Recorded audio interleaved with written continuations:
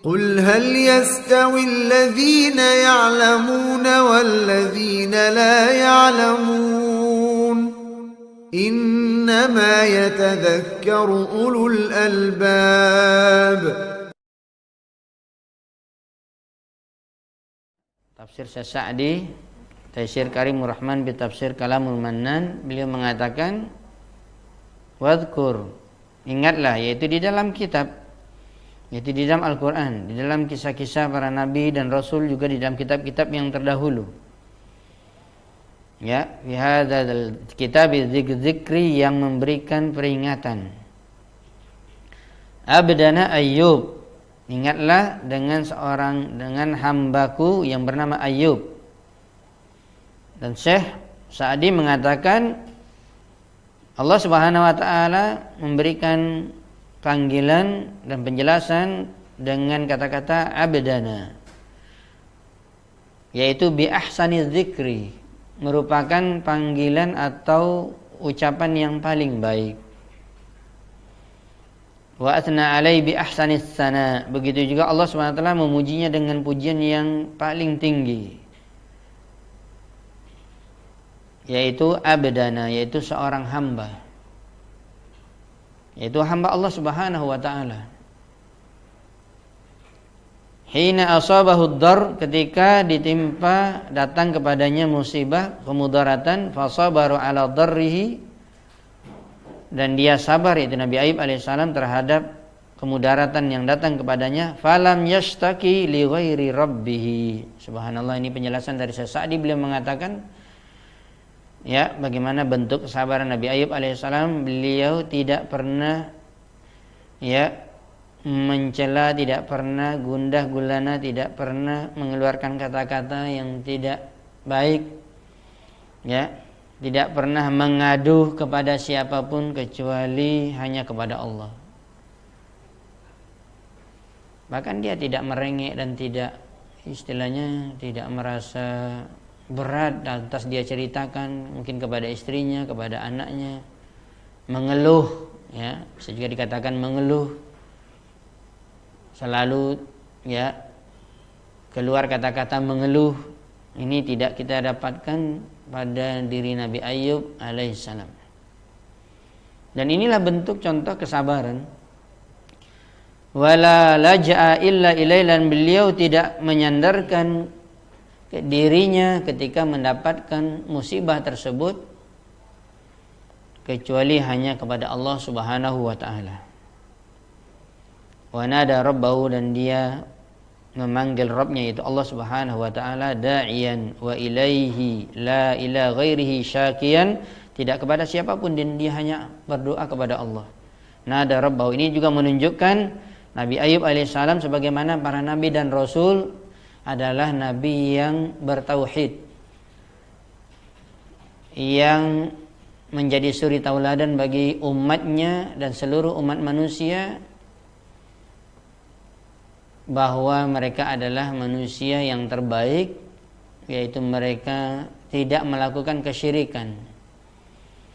Mereka meminta dan berdoa dan menggantungkan dirinya hanya kepada Allah, bukan kepada manusia.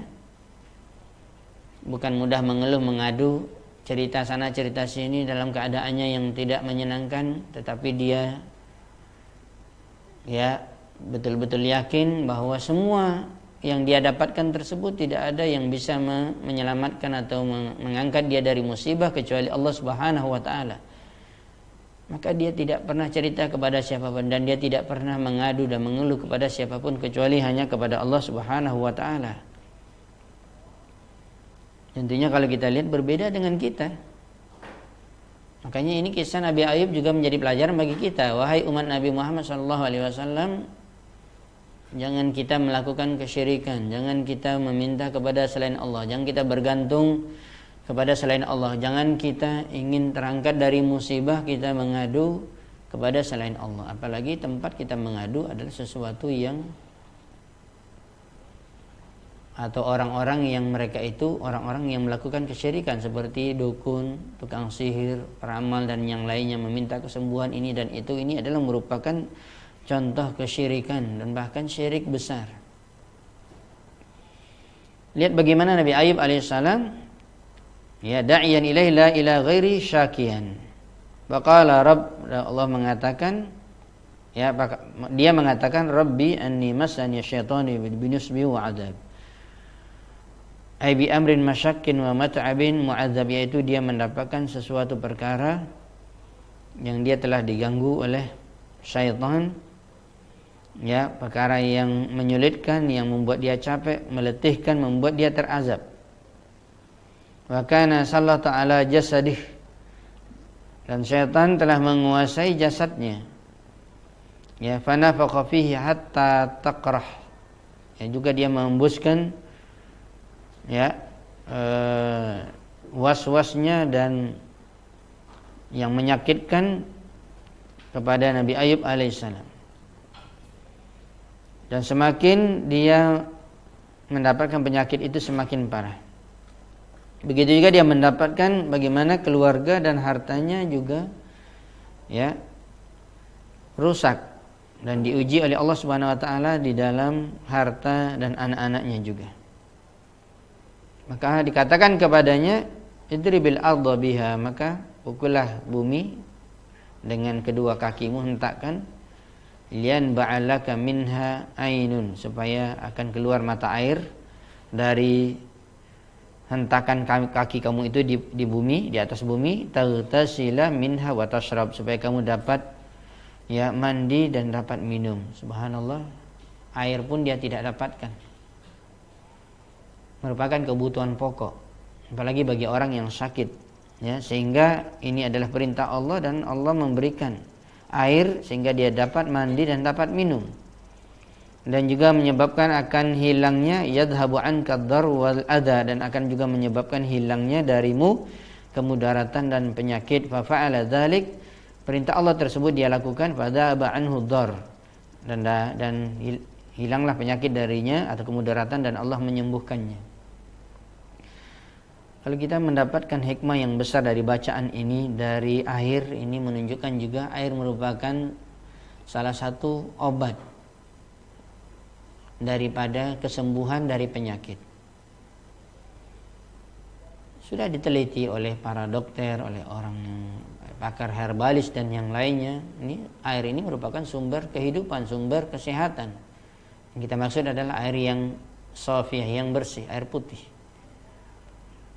Ya, makanya oleh sebab itu kalau kita kadang-kadang kita sakit dan kita berobat, baik penyakit kita parah, lama ataupun biasa, selalu dinasihati banyak minum air putih. Ya, apalagi sudah ada organ-organ tubuh yang sudah mulai banyak penyakit di dalam tubuh kita, maka dianjurkan untuk banyak minum air. Bahkan mungkin ada yang mengatakan minum setiap hari sampai 8 liter. Ya, dan ini sudah ada. Allah SWT memberikan contoh kepada kita di dalam ayat ini yang terjadi pada Nabi Ayub alaihissalam.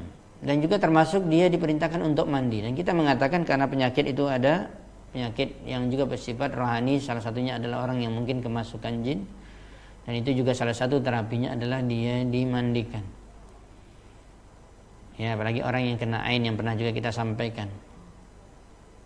Ya, dan dimandikan dan juga dengan cara meminumkan air, ya, bisa juga dikenal dengan ruqyah, maka dibacakan surah Al-Fatihah kemudian diminumkan.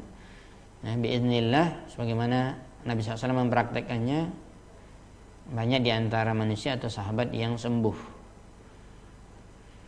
Ya, dan ini sudah ada praktek ini di zaman atau yang terjadi pada Nabi Ayub alaihissalam. Kemudian ayat lanjutannya adalah dijelaskan juga oleh Syekh Sa'di rahimahullah ta'ala dalam tafsirnya. Beliau mengatakan wa wahabna lahu ahlahu, ketika yang intinya yang pernah juga kita sampaikan, dan juga Imam Ibnu Katsir dalam kitabnya Bidayah wa Nihayah mengatakan, ya, Nabi Ayub alaihissalam diuji oleh Allah SWT dengan penyakit tersebut, padahal dia sebelumnya sehat walafiat. Ya, kemudian dia memiliki istri ya banyak, kemudian ada anak-anak yang kecil, lucu, segala macam, yang besar yang membantunya, bahkan ada pembantu-pembantu tinggal di rumah yang besar. memiliki kebun-kebun berbuah, kemudian ada sungai-sungai yang mengalir, pokoknya hidupnya senang. Hartanya juga banyak, tapi Allah menguji beliau dengan penyakit. Mulai sedikit demi sedikit akhirnya bertambah parah, dan disebutkan bahkan ya saking parahnya apabila dia tidur di atas tikar, maka ulat-ulat belatung yang sudah saking busuknya ya sudah berulat badannya itu jatuh ke tikar tempat dia tidur. Begitulah mengerikannya atau dahsyatnya penyakit yang diterima, yang diuji oleh Allah kepada Nabi Ayub alaihissalam. Dan ini berjalan selama 17 tahun, bukan setahun, 2 tahun, 3 tahun, tetapi 17 tahun. Imam Ibnu Katsir menyebutkan dalam kitabnya Al-Bidayah wa Nihayah. Dan tentunya namanya orang sakit, dan apalagi sakit seperti Nabi Ayub, badannya sudah berulat belatung, kemudian busuk tentunya bau badannya. Itulah yang dia berobat, istrinya membantu. Dikatakan ada satu riwayat anaknya ya menghabiskan duitnya semua, harta bendanya. Dan keluarganya bahkan anak-anaknya pun tidak menyukainya, tidak menginginkannya. Orang kampungnya juga tidak menginginkannya. Ya, sehingga dia dicampakkan di tong sampah dan dia dicampakkan dari luar kampungnya, di luar kampungnya. Dan hiduplah dia bersama orang yang hanya memeliharanya satu orang, ya.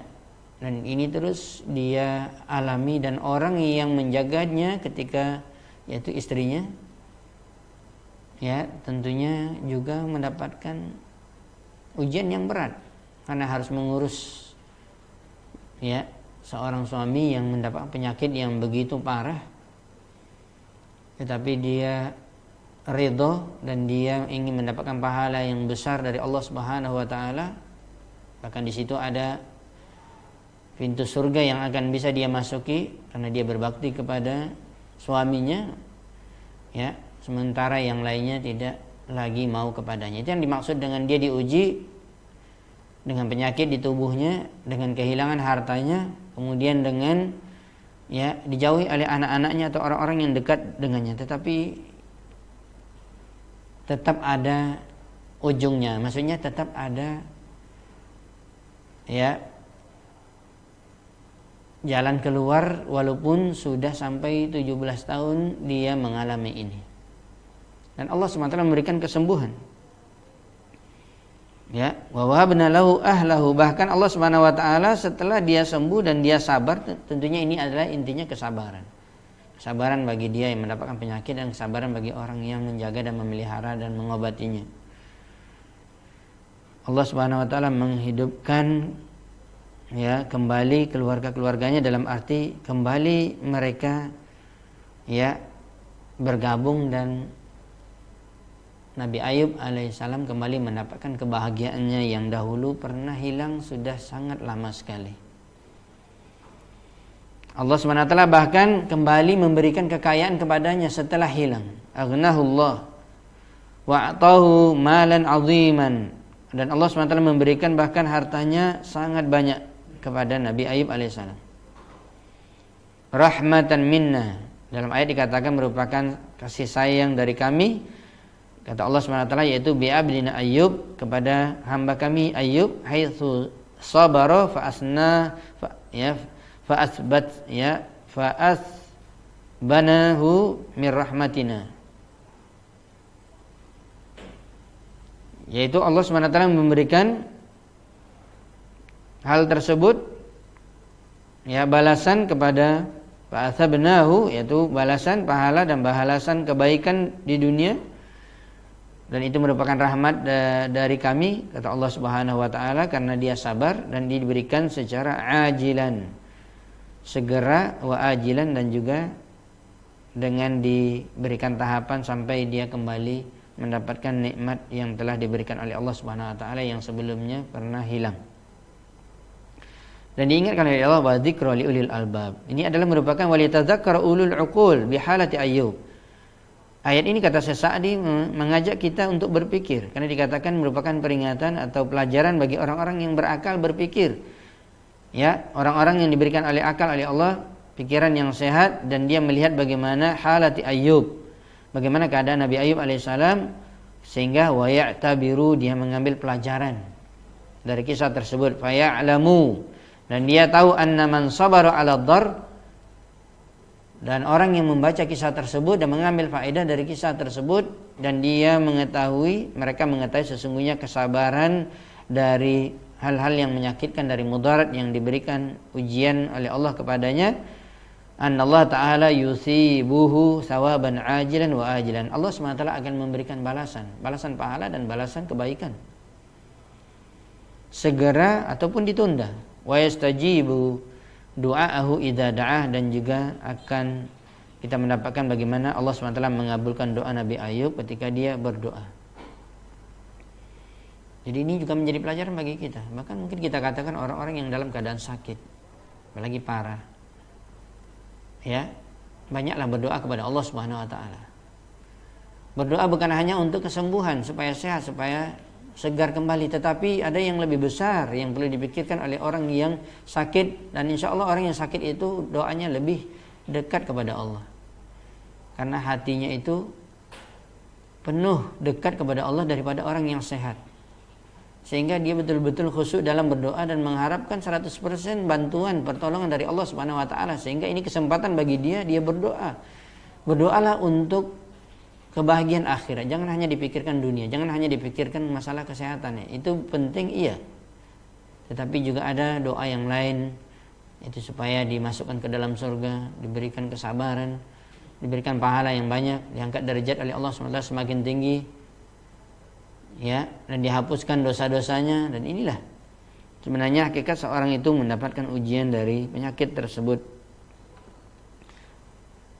Kemudian ayat yang terakhir disebutkan, ya, bagaimana Allah SWT menyehatkan beliau.